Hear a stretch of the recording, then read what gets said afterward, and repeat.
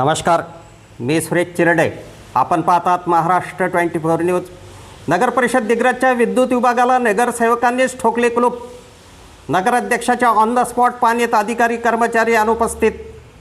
दिग्रज शहरातील दिवे पददिवे बंद असल्याची तक्रार स्वतः नगरसेवकांनी केली असताना सुद्धा नगर परिषद दिग्रजच्या विद्युत विभागाने याबाबत दखल न घेतली नाही. त्याचा जाब विचारण्यास नगरसेवक गेले असता त्या विभागात अधिकारी कर्मचारी उपस्थित नसल्याने आज दिनांक 21 ऑगस्ट रोजी नगरसेवकांनी विद्युत विभागाला कुलूप लावून नगर परिषद दिग्रजच्या पायरीवर ठिय्या आंदोलन केले.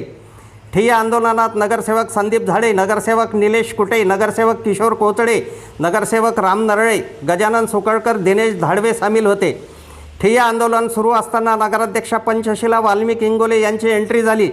त्यावेळी नगरसेवकांनी त्यांच्याकडे विद्युत विभागाची माहिती दिली असता नगराध्यक्षांनी ऑन द स्पॉट कार्यालयातील उपस्थितीबाबत पाहणी केली.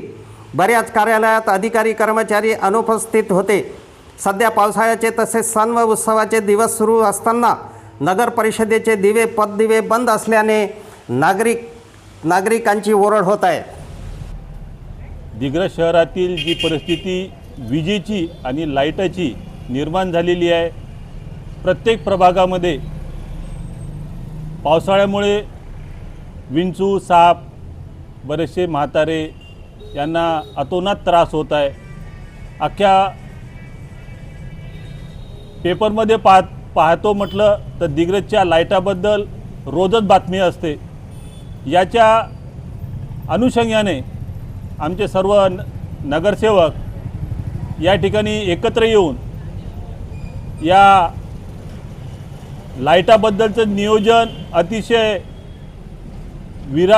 विद्रूप आणि अतिशय अव्यवस्थितपणा या ठिकाणी आम्हाला जाणवत आहे.